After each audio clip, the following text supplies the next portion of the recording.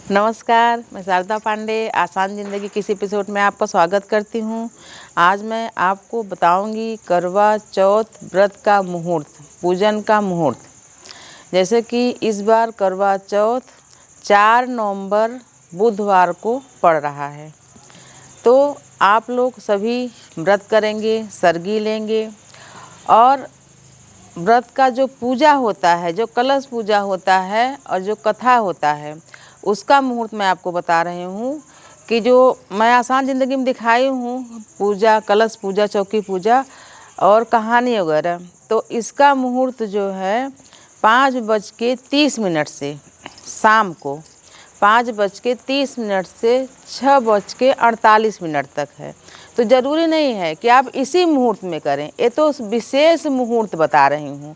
आप 5:30 से लेकर 6:48 के बाद तक, यानी आप चंद्र उदय तक पूजा कर सकते हैं। चंद्र उदय 4 नवंबर को दिन बुधवार के दिन 8:15 पर चंद्र उदय हो जाएगा। लेकिन कभी कभी जो निचला क्षेत्र है, नीचे थोड़ा क्षेत्र है, उनको चंद्रमा देर में दिखते हैं। जो थोड़ा ऊंचाई पर क्षेत्र है उनको चंद्रमा जल्दी दिख जाते हैं।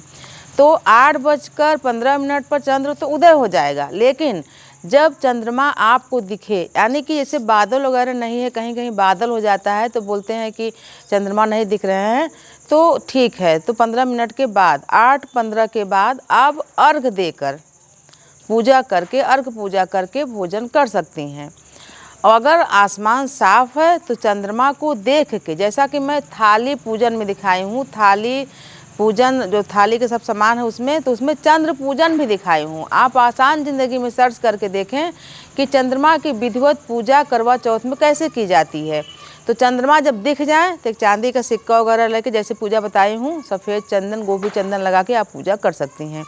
तो मैं आपको बताई हूँ 4 नवंबर दिन बुधवार को शाम 5:30 से पूजा शुरू करके, इसमें 4 कथा है जो करवा चौथ की, उसको भी आप पढ़ें और सुनाएं।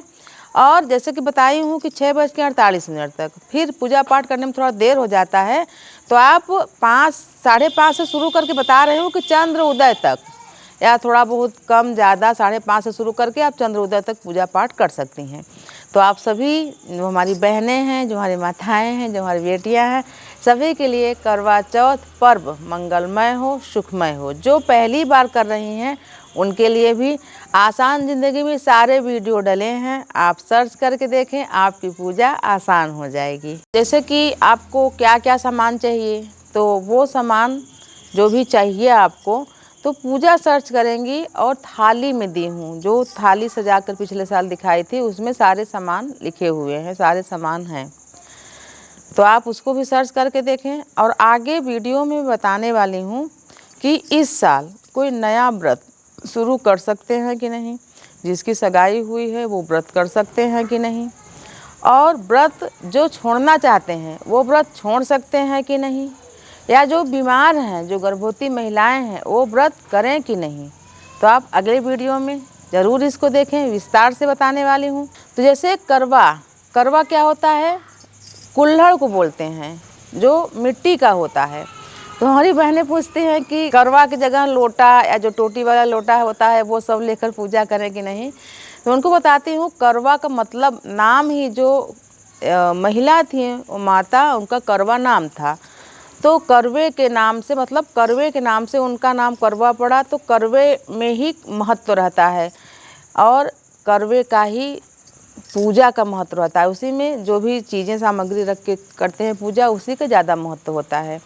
तो मैं आपको बता रही हूँ करवा चौथ का महत्व। जब आप कहानी पढ़ेंगी तो आपको करवा चौथ का पूरी तरह से महत्व का पता लग जाएगा कि आप करवा चौथ क्यों करती हैं। और जो भी व्रत होते हैं, एक कार्तिक महीने के कृष्ण पक्ष के चौथ में पड़ता है, जो कि गणेश चतुर्थी भी बोलते हैं इसको। जो माताएं अपने पुत्र की सुरक्षा के लिए, पुत्र प्राप्ति के लिए, पुत्र की भलाई के लिए व्रत करती हैं, वो भी इसी दिन पड़ता है, करवे चौथ के कार्तिक मास की कृष्ण पक्ष की चतुर्थी में। और जो सुहागिनें हैं वो अपने पति के लिए व्रत करती हैं, संतानवती माताएं अपने संतान के लिए व्रत करती हैं। करवा नाम होता है, करवा जो कुल्हड़ में चाय पिया जाता है और उसी को करवा कहते हैं। और चौथ जो कि वो महिला माता हैं, उनका भी नाम करवा देवी ही है, तो उन्हीं का पूजा किया जाता है।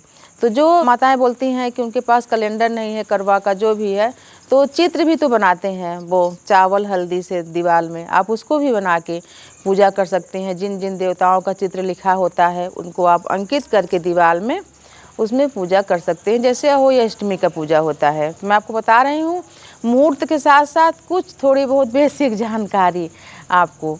तो आप करवा चौथ का व्रत इस बार इसी तरीके से करें, जो भी सामग्री आपको उपलब्ध हो उसमें ही आप व्रत करें, पूजन करें विधिवत। और जब व्रत का संकल्प लेंगी तो आपका व्रत निश्चित रूप से निर्विघ्न पूरा हो जाएगा। उसे भी ठंडी है, प्यास तो लगती नहीं है। और जो भी सरगी आप सुबह खाते हैं तो उस सरगी में आप मीठा न खाएं। अगर दिन में प्यास चाहें कि न लगे तो मीठी चीज़ें खाने से ही प्यास लगता है। आप पानी एक बार पी भी लोगे तब भी आपको प्यास लगेगी। तो बहुत सारी महिलाएं बोलती हैं, माताएं बोलती हैं हमारे यहाँ सरगी नहीं लेते, तो आप अलग अलग क्षेत्रीय विधि होती है, उस अनुसार अगर आप सरगी नहीं लेना चाहती हैं। कोई कोई बोलते हैं सुबह किसको भूख लगती है, कौन खाएगा, तो वो बहुत सही बात है। खा के ज़रूरी नहीं कि उनको वो लगता है कि खा के ही व्रत किया जाता है, ऐसा ज़रूरी नहीं है। नियम है कि बहुत सारे लोग दिन भर कैसे रह पाएंगे, व्रत करेंगे, तो नियम बना दिए कि ब्रह्म मुहूर्त से पहले सरगी खा लेना चाहिए। तो आप आपके क्षेत्र में जैसा व्रत होता है, जैसा पूजा होता है, वैसा ही करें। और तमाम पुरुष भाइयों का ये प्रश्न है कि वो अपनी पत्नी से इतना प्रेम करते हैं कि उनकी पत्नी व्रत करती हैं तो वो भी व्रत रहना चाहते हैं। तो आप व्रत रह के ही प्रेम दर्शाओ, ऐसा ज़रूरी नहीं है। आप बिना व्रत के ही अपने मन में संकल्प ले सकते हो कि कभी भी उग्र हो तो आदमी क्या कहता है, बाहर कोई उग्रता हुई, बाहर कोई परेशानी हुई तो पत्नी के ऊपर आके पूरा झाड़ मंगरैले पर झाड़ देते हैं कि हाँ कोई नहीं सुना तो पत्नी को डांट दो। तो आप व्रत न भी रहो और ये संकल्प लोग में कभी भी अपनी पत्नी को, कितनी भी विपरीत परिस्थिति आए, कोई भी आपका कान भरे कुछ करे, तो बिना पत्नी से दो बातें कहे, बिना पूछे उनके ऊपर लाल पीले नहीं होंगे, झगड़ा लड़ाई नहीं करेंगे। ये महत्व है व्रत रहना या व्रत रह के उनको ये दिखाना कि हम व्रत करके आपका पूजा में साथ दे रहे हैं, व्रत में साथ दे रहे हैं, ऐसा ज़रूरी नहीं है।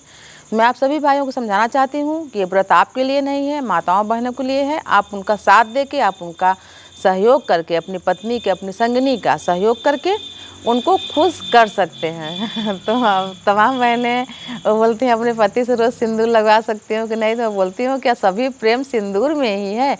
पति सिर्फ 2 बार सिंदूर लगाते हैं, एक विवाह में, एक अंतिम समय में, बाकी नहीं लगाते हैं। तो मैं आपको बताई हूँ करवा चौथ का महत्व, मुहूर्त आप सभी बहनों के लिए। ये पर्व मंगलमय हो, सुखमय हो, आप सदा सुहागन रहें, स्वस्थ रहें और सुखी रहें। और हमारा चैनल देखते रहें आसान ज़िंदगी। तब तक के लिए नमस्कार।